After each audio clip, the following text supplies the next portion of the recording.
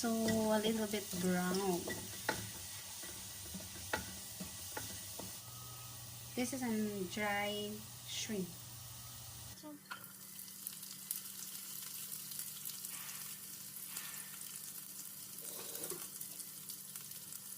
Then, right quickly, we need to slightly stir fry the dried prawns. So let's stir fry a little bit, slightly. We need to stir fry the dried prawn or dried shrimp. A little bit, slightly. Slightly stir fry. Sorry. Yeah. So, for the meantime po, ayan, nalagyan na po natin ang dried prawns or the shrimp. So, next in line is add mushroom. So, we need to add a mushroom, guys. So, ayan, mushroom. Add mushroom. Set aside. Mushroom. This is a mushroom. I cut into strips. Is 80 grams. So, put it.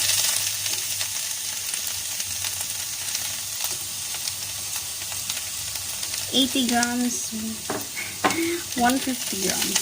Cut out.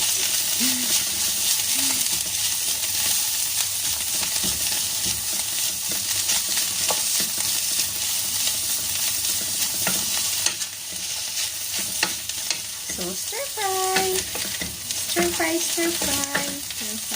Then, so, garlic, dry prawns, and a little bit stir fry the dry shrimp and also add mushroom. So, stir fry again and then put a little bit water.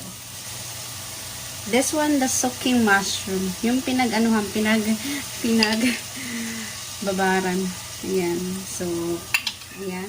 Just a little bit. Ayan. Little bit lang daw. Little bit. Ayan. Just put a little bit. Maluto lang po siya.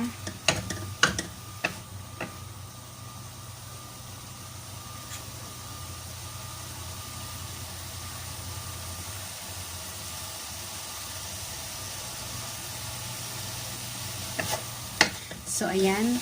Then, next po ng mushroom, then water, we need to add sliced bamboo shoot.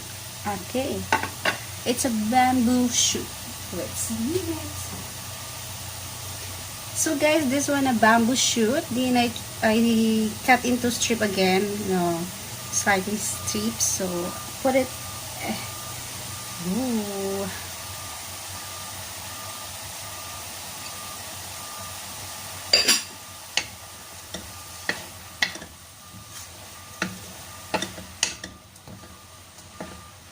So, ayan.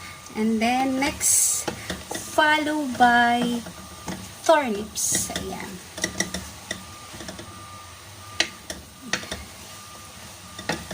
Then, follow the turnips. Okay? Follow the turnips. Wow, ang dami.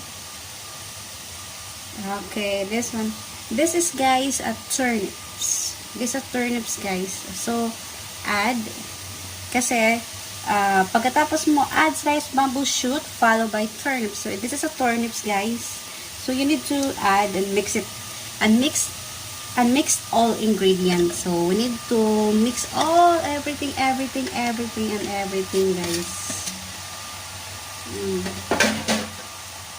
Ayan. So, mix all ingredients well, and add sauce mixture. And mushroom water if it's too dry. So, syempre, halo-halo natin. And then, pag dry naman po na siya, so, lalagyan ulit natin siya ng tubig using the soaking mushroom. Well, it's too hard maybe to give it a little try. Yes. So, let's see, guys. Then, nagumalis pa naman siya, guys. So, wow, napakadami. Parang ang daming kakain, guys. Ang kakain lang po nito ay isa lang po. So, hindi ako kumakain nito, guys.